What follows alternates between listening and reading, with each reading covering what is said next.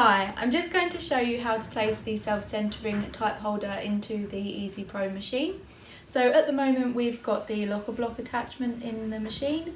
So just to remove this, you're just going to use an Allen key to loosen the two screws at the top of the machine.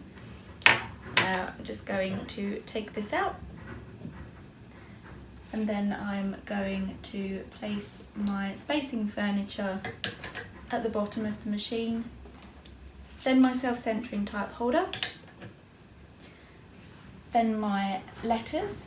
So you can actually place your letters anywhere in the self-centering type holder because the type holder brings them all together for you.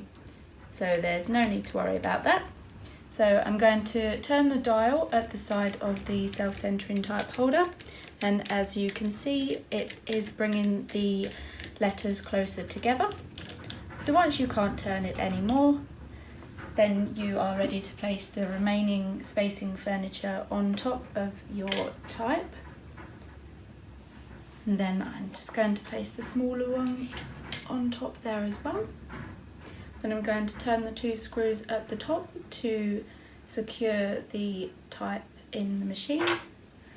And then using the Allen key, I'm just going to make sure it's not going to move anywhere. And there you have it.